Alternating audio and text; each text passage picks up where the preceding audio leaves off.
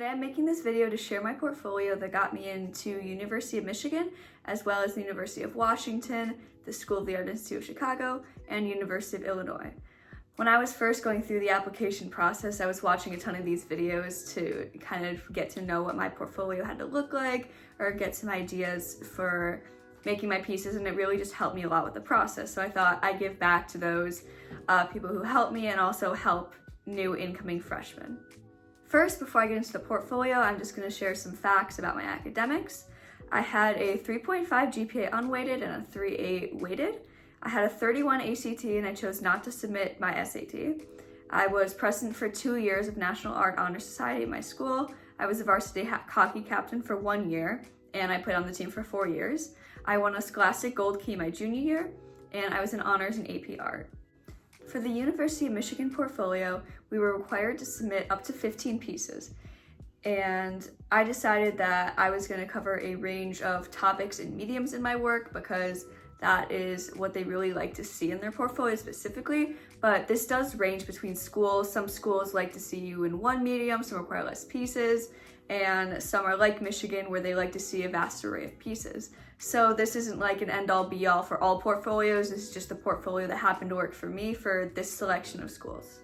This first piece I ended up including in my portfolio is called Occlusion.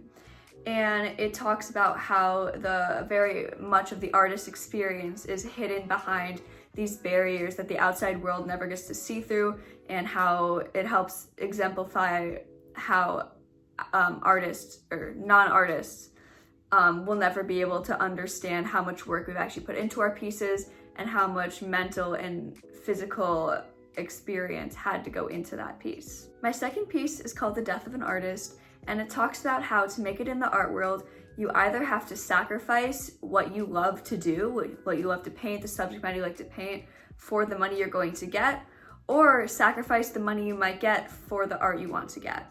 A lot of my portfolio ended up talking about the contemporary artist experience. So a lot of these pieces at the very forefront of my portfolio follow this. This third piece is called Another Perspective, and it talks about that fleeting moment of joy that you get when you make a piece and are in just that blissful flow state. And it's in contrast to my other pieces that portray the more negative sides of the contemporary artist experience. I really love this piece. It's one that's won me a lot of awards over the years, and it's still one of my favorite things I've made, and I'm glad I included it in this portfolio. This fourth piece is called Burnout. I decided to experiment with a bunch of different mediums and express something we all go through as artists, which is burnout. And this ends up connecting to a future piece, which I find is something very strong inside of a portfolio when two pieces connect to each other and the reviewer can kind of see your thought process and how you bring your pieces and portfolio together. This piece, I wanted to highlight more technical skill by just painting a couple portraits of myself, and I also determined that the contemporary artist experience wasn't much to talk about unless the artist was an integral part of that experience. I ended up making this during a pre-college course and thought it was a good example of technical skill to put into my portfolio. Moving away from my more portrait paintings, I decided to include a landscape in my portfolio to show that I can do a variety of topics and that not everything was a portrait. And I think that's also very important to show because you're not blinding yourself into one subject, and you're able to explore the vast arrays of different subject matter that you can explore. And this one's just about my hometown of Chicago and reflecting on where I came from and how much it imprinted onto me as an artist.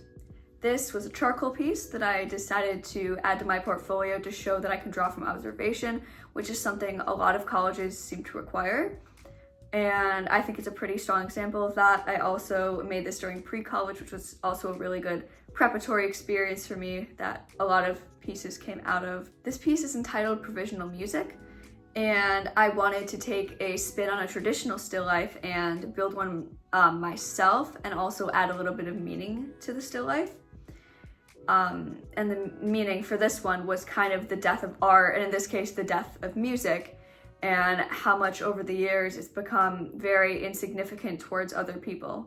So this is a painting where I wanted to demonstrate my technical skill in acrylic and combine that with what I've learned from still lifes, and also demonstrate a complementary color palette in order to show more demonstrated skill. This piece is untitled. It's another life drawing I did at pre-college class.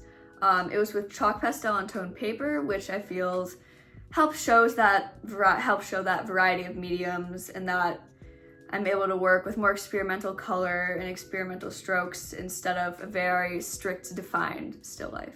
I also wanted to add some more strong figure drawing to my portfolio, and I decided that this piece was a very good example of technical skill using lightness and darkness in order to create this figure.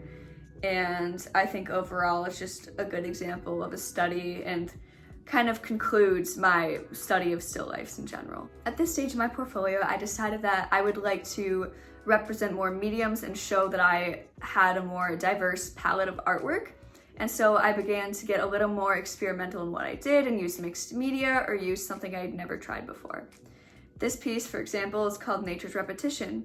And I originally cut this out of vellum, like a transparent paper. I taped it to my window, took a photograph, and then I took that photograph into Procreate, which is my digital editing software, and used like an Andy Warhol inspired color palette and multiplied it by 4 in order to get this cool digital imaging effect. And then I also drew over it with some more colored spots. And I think experimentation like this really shows that you're going to push yourself in college and that you're not going to settle with what you're already really good at doing. For this piece, I really ventured away from my traditional artistry. It's entitled Mugshot and kind of talks about the fabrication of the modeling, fashion, and movie industry, and how all of that is reflected onto these actors and these models, but in reality, none of it's really real. And I decided to include photography because, again, it just shows that variety of mediums that I think is really important when it comes to the college portfolio. So this piece is titled Ecosystem. And when I was having it reviewed by my teacher and other professors, I heard a lot of it would be hit or miss to add this to a portfolio. Some colleges might have seen this as too experimental or too out there, and too design oriented to consider it a work of art. But I decided that the process in and of itself was a work of art. I used a variety of papers, 1 to 4 pound paper, poster paper, and like a foam board.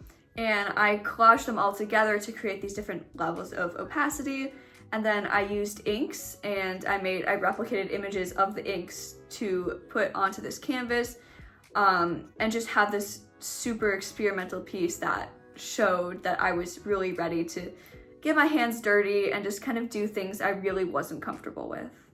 When I was at Stamps pre-college, I was able to review my portfolio a little bit with the instructors, and the one advice they gave me at the very end was that I just needed one 3D piece. And having a 3D piece, again, is really important because it shows you'll work with a variety of mediums, a variety of techniques. And this is called Earth's Present. It was a very sporadic making process. I took my tools and I carved into this floral foam until I had a form that I was satisfied with. And I feel that although it doesn't necessarily provide technical skill, it does show that I'm very design oriented and I'm able to create a good design even if I'm not fantastic with working in any said medium. And that's kind of all. Thank you so much for watching. I really hope this helps you in your process. And I wish you all the best of luck in applying in the fall. I just recommend getting everything done before the deadline. Don't stress yourself. And honestly, just submit work that you are incredibly proud of, because at the end of the day, your portfolio is your portfolio. And if the college doesn't like the work you produce, then maybe that college just isn't the place for you.